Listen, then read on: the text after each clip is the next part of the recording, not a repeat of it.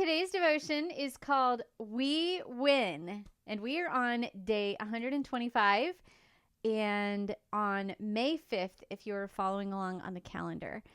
So today's morning rinse, if you are working through the Bible alphabetically in a year, is Isaiah 13 through 15, and the featured verse is Isaiah 13:6.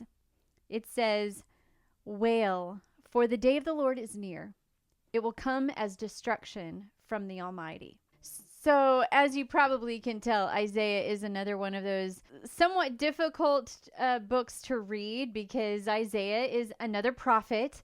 And anytime we read books in the Old Testament, especially that are written by the prophets, you can kind of gather that there's a very similar theme, and that theme is these prophets are using their voices. They're telling about what is happening in that moment and in that time of history.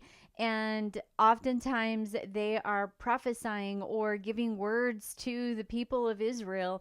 And yet we can also learn from those. And there's a lot of times where the prophets are speaking to disobedience. Keep in mind that when we read these books of the prophets that this occurs. And yet, what if I wrote to you today and said that the Bible is never about destruction and always about hope? Well, first of all, we know from our morning rinses, especially recently, that that is not possible. Really, if there was no destruction at all, then there would be no need for hope, right? So today's morning rinse captures Isaiah communicating about the judgment and destruction of several nations, including capturing a glimpse of what it will be like during the end times, or what we often call the day of the Lord. And sometimes it's interesting and even difficult to read the conditions of what life is going to be like in the day of the Lord and what lies ahead during the end times. I mean, we can watch movies about it. We can, read about it in the Bible. We can hear people talking about it, but it's difficult to really understand what truly is going to be in those times. But we have to remember that the overall message of Isaiah, as well as other prophets of the Bible, this message is spoken over and over and over and over again.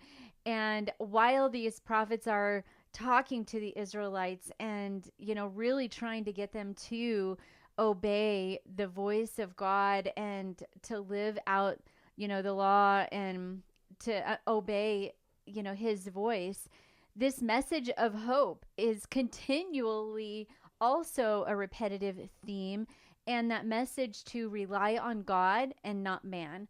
And we see that again in the book of Isaiah if you're reading along on the morning rinse. And we should have hope even with the knowledge of what these last days are going to be like and the destruction that Isaiah is mentioning. So it still is giving a glimpse of hope, even though we also get the glimpse of what's going to happen in the end times. And the book of Isaiah can be a challenging book to read. And yet I am excited to see some of the things that come through. But why should we have, this hope, even when we're reading hard books like this? Because we know in the end we win. And that in and of itself provides an immense amount of hope, an immense amount of things to be grateful for, an immense amount of, just overall something to live for, because we know that we win in the end. So today's challenge to dig deeper is ask yourself the question, is there any area of your life that you're really not relying on God? And, being in the United States, I think sometimes we get a disservice because we don't truly have the depth of some of these third world countries that they have.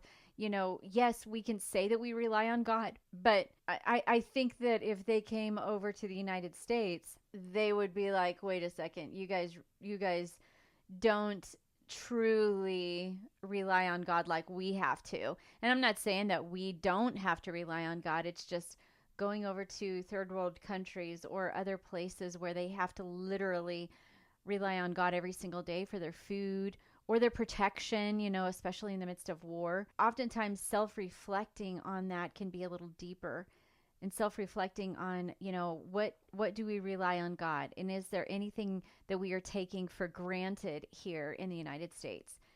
And do you find that the reason for not relying on him is the fact that maybe there's some fear in your heart? Today's kind of one of those days where just dig a little deeper. What is it that you are afraid of? If it's fear, is it growth in your business? Is it trying something new? Is it is it some relational things? What could it be?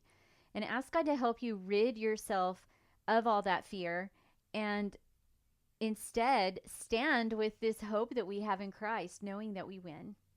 And when you pull out your journal tonight and are writing down some of the conversations that you've had today with God, if it was directly fear, write down what that fear was and what the fear was in your heart. Point out anything at all that's in your life that you aren't relying on him for, and admit it. And write down how that God took it away. Write down how you trusted in him. I'm so excited to continue moving into the book of Isaiah. And I hope you're enjoying it as much as I do. And if you don't have my devotional, then the show notes are in the notes below. So be sure and click on those links and get the companion journal if you don't have one. And until tomorrow, keep rinsing, reflecting, and repeating. God bless you.